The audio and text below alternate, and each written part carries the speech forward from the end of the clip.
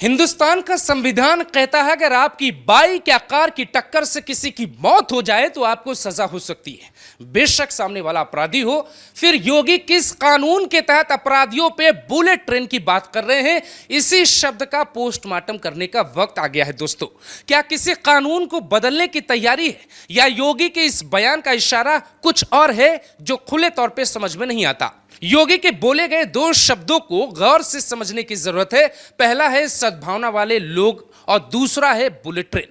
इसी में पूरी सच्चाई छिपी है, लेकिन बावजूद इसके 99% लोग योगी के इन दो बयानों का सही मतलब नहीं समझ पाए। हमारा काम है आपको 16 आने सच रिपोर्ट दिखाना, इसीलिए हमने इस बयान के पीछे की वजह समझने की कोशिश की। तो 3 बातें पता चली हैं जिसके बारे में जानने से पहले आपको योगी का बयान सुनवाते हैं। मैं फिर कहूंगा, हम सबका सम्मान करेंगे, सबको सुरक्षा देंगे, लेकिन अगर किसी ने अव्यवस्था पैदा करने का प्रयास किया है तो फिर उसका भुक्तभोगी भी उसको बनना ही पड़ेगा। पहला यह कि योगी के बुलेट ट्रेन का मतलब बंदूक वाली बुलेट से है, और योगी पहले भी यह कह चुके हैं कि अगर किसी बेटी बहन के साथ किसी ने गलत किया तो अगले चौराहे पे यमराज उसका इंतजार कर रहे होंगे। कानून प्रत्येक नागरिक को सुरक्षा प्रदान करेगा, लेकिन राह चलती हुई किसी बेटी के साथ अगर किसी ने छेड़छाड़ करके उसकी सुरक्षा में सेंध लगाने का कार्य किया तो अगले चौराहे पर उस ओहदे का इंतजार यमराज कर रहा होगा। उसको फिर यमराज के यहां भेजने से कोई रोक नहीं पाएगा। इस बयान के लिए किसी कानून में बदलाव की जरूरत नहीं है, क्योंकि यूपी पुलिस पहले से ही आलू के भाव से अपराधियों को ऊपर पहुंचा रही है और इसके लिए योगी को यह बोलने की जरूरत नहीं थी। तो सवाल है कि फिर ऐसा क्या है और क्यों है जिस पर योगी के खिलाफ मानवाधिकार संगठन वाले याचिका भी लगा सकते हैं? तो दूसरी वजह काफी तगड़ी है। योगी इस बयान के जरिए बीजेपी को बहुत बड़ा संदेश देना चाहते हैं। बीजेपी के भीतर एक वर्ग ऐसा खड़ा हो गया है जो मोदी के सबका साथ सबका विकास के नारे को बदलकर जो हमारे साथ हम उसके साथ का नारा देना चाहता है। पश्चिम बंगाल में शुभेंदु अधिकारी ने पहले यह बयान दिया, सबका साथ सबका विकास जरूरी नहीं है, क्योंकि देश में एक तबका ऐसा है जिसके लिए मोदी योगी कुबेर का खजाना भी खोल दें तो वो बीजेपी को वोट नहीं देगा। ये चुनावी नतीजे कहते हैं। आप शायद ये जान के हैरत में पड़ जाएंगे कि गोरखपुर में जहां योगी समस्याएं सुनते हैं, सीएम बनने से पहले जहां हिंदू मुस्लिम सबकी मदद खुलकर करते थे, वहां के मुस्लिम योगी को वोट नहीं देते।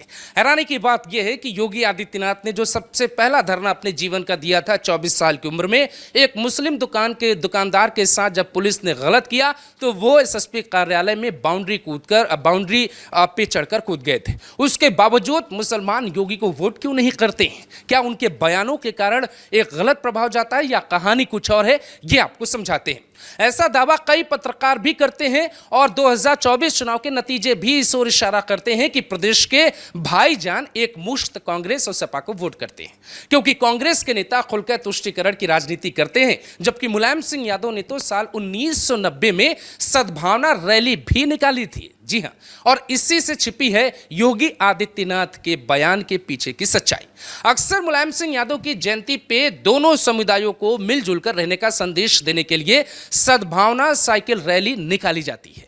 बड़ी बात यह है कि बिहार के रक्सौल से अयोध्या के रास्ते आनंद विहार तक ट्रेन भी चलती है और आरोपियों के लिए सद्भावना एक्सप्रेस नहीं बल्कि बुलेट ट्रेन चलाया जाएगा। अब योगी का ये बुलेट ट्रेन वाला एक्शन कैसा होगा, इसकी प्लानिंग क्या है, ये खुद योगी बताते हैं।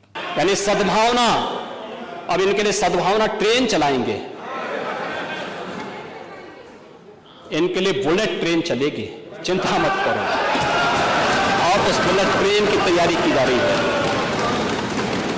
बुलेट ट्रेन की तैयारी का मतलब यह है कि योगी यूपी पुलिस को खुली छूट देने वाले हैं। महिला अपराध के खिलाफ सख्ती के लिए कोई नया नियम ला सकते हैं जिसमें फास्ट ट्रैक कोर्ट की संख्या बढ़ाई जाएगी और बुलेट ट्रेन की रफ्तार से उन्हें सजा दिलाई जाएगी, क्योंकि हिंदुस्तान में बुलेट ट्रेन तो अभी आई नहीं है। बुलेट ट्रेन का सपना तो प्रधानमंत्री नरेंद्र मोदी का था। फिर सवाल उठता है कि योगी आदित्यनाथ ने सदन के भीतर बुलेट ट्रेन का जिक्र क्यों किया, और इस बात को समझने के लिए आपको समझना होगा कि इस बुलेट ट्रेन की पूरी कहानी क्या है। है, हम आपको वही बताने जा रहे हैं। योगी आदित्यनाथ ने साफ इशारा कर दिया है कि अब जो भी यूपी के अपराधी हैं उनके लिए सिर्फ बुलडोजर ही नहीं है, ना लंगड़ा ऑपरेशन है, बल्कि अब एक और ऑपरेशन चलाया जाएगा। ये पुलिस कर्मियों और यूपी के बाकी जिलों के कप्तानों के लिए सीएम योगी का एक खुला संदेश है कि आप अपराधियों को मिटाने के लिए कोई भी प्रयोग करिए, यूपी में बस शांति चाहिए। और योगी आदित्यनाथ ने इस बयान का जिक्र उस वक्त किया जब लखनऊ में कुछ लोगों ने एक महिला के साथ कुछ ऐसा किया जो देखकर आप कहेंगे कि ऐसा यूपी में नहीं होना चाहिए। योगी आदित्यनाथ ने खुली छूट दे दी है कि आप कुछ भी करिए, अपराधियों को यूपी से मिटा दीजिए। लेकिन ऐसा भी कहा जाता है कि जब जब योगी आदित्यनाथ कमजोर पड़ते हैं, वो कुछ ऐसा बयान देते हैं जिसके बाद उनके समर्थकों में दोबारा जान भर जाती है। साल 2008 की बात हो, जब उन्हें जेल भेजा गया साथ में, उस वक्त जब वो वापस लौट कर आए तो उन्होंने कई ऐसे बयान दिए जिसके बाद उनके समर्थकों में बहुत ज्यादा बदलाव देखा गया। उसके बाद साल 2021 में आपने देखा कि किस तरीके से पार्टी के भीतर ही योगी को हटाने का नैरेटिव गढ़ा गया। उसके बाद योगी आदित्यनाथ जब सत्ता में जीत कर आए तो उनको एक दूसरे अवतार में देखा गया। अब योगी आदित्यनाथ को दिल्ली से जो भी संदेश मिला हो, लेकिन जैसे ही वो लखनऊ लौटे तो उन्होंने अपने समर्थकों को संदेश भेजा है कि ये योगी का नया अवतार है और अपने नए अवतार में योगी और सख्त हो गए। एक छोटी सी घटना जिसे समाजवादी पार्टी सरकार या किसी भी सरकार में ध्यान तक नहीं दिया जाता, योगी आदित्यनाथ ने अपने 3 अधिकारियों, थाना प्रभारी, चौकी प्रभारी, 3 पुलिसकर्मियों को हटा दिया। योगी आदित्यनाथ ने पहले सड़क पर भी संदेश दिया कि अपराध की कोई जगह यूपी में नहीं है, और दूसरा संदेश सदन के भीतर दिया। बात गहरी इसलिए है क्योंकि योगी आदित्यनाथ के 3 ऐसे बयान हैं सीएम की कुर्सी पे बैठ के जिससे हमेशा याद किया जाएगा। पहला बयान है कि माफियाओं को मिट्टी में मिला देंगे। क्या बात करते हो?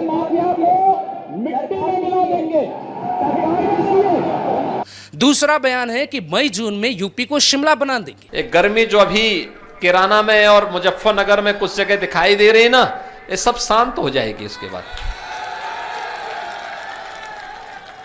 क्योंकि गर्मी कैसे शांत होगी, ये तो मैं मई और जून में भी इसको बहुत शिमला बना देता हूं। और ये तीसरा बयान है कि अब सद्भावना नहीं बल्कि बुलेट ट्रेन चलेगी। यानी सद्भावना, अब इनके लिए सद्भावना ट्रेन चलाएंगे, इनके लिए बुलेट ट्रेन चलेगी, चिंता मत करो। और उस बुलेट ट्रेन की तैयारी की जा रही है, जिसका सीधा सा मतलब जुड़ा हुआ था कि समाजवादी पार्टी के लोग जो भी अपराध में शामिल हैं वो सुधर जाएं, नहीं तो योगी बुलेट ट्रेन चला देंगे।